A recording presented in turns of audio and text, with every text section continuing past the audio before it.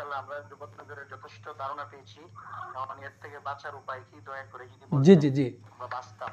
এর মধ্যে 90% মানুষ আক্রান্ত বোঝা যায়। জি আমি বাস বদনজর থেকে রক্ষা পাওয়ার জন্য যে আমলটা আপনারা বদনজর থেকে বাঁচার জন্য যে তদবিরটা প্রথম নাম্বার লেখেন, এক নাম্বার দিয়ে লেখেন। আপনি যদি বুঝতে পারেন, আমার কথাগুলো শুনবেন, টপিকগুলো লিখে রাখবেন। আপনি যদি বুঝতে পারেন কার নজর লেগেছে, ওই ব্যক্তিকে অজু করাবেন, সম্পূর্ণ অজুর পানি ধরে রাখবেন, ধরে রেখে যাকে বদনজরটা লাগছে তার অজুর পানি দিয়ে তাকে গোসল করাবেন।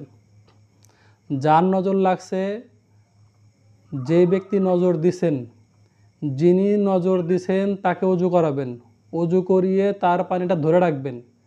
যার উপরে নজর লাগছে তাকে সেই পানিতে গোসল করাবেন, পরবর্তীতে ভালো পানিতে গোসল করাতে পারেন, সমস্যা নাই।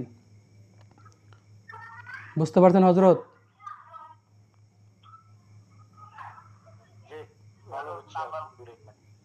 যদি মনে হয় যে না তার মুখের কুলির পানির সমস্যা, মানে খারাপ লাগে, অস্বস্তি লাগে, সেক্ষেত্রে ওই পানিটা দূরে রাখতে পারেন, তবে না রাখাটাই উত্তম।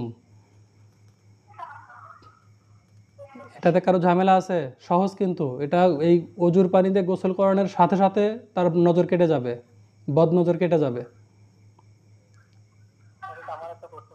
জি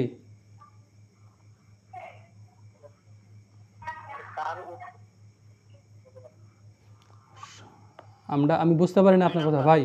সকলে মাইকটা চালু করতেছেন, বলেন কি বলতেছিলেন? জি বুঝছি, এক নাম্বারটা বুঝছি, দুই নাম্বার জি আবার ধরেন ধরেন ধরেন হচ্ছে আব্দুল্লাহ নজর দিছে ওবায়দুল্লাহকে, আব্দুল্লাহর নজর লাগছে ওবায়দুল্লাহর। সেই ক্ষেত্রে আব্দুল্লাহ নজর দেওয়ার কারণে ওবায়দুল্লাহ অসুস্থ। আপনি আব্দুল্লাহকে অজু করাবেন, আব্দুল্লাহকে অজু করিয়ে আব্দুল্লাহর অজুকৃত সকল পানি ধরে রাখবেন, আব্দুল্লাহর অজুর পানি দিয়ে ওবায়দুল্লাহকে গোসল করাবেন, ওবায়দুল্লাহর বদনজর কেটে যাবে। বুঝতে পারছেন?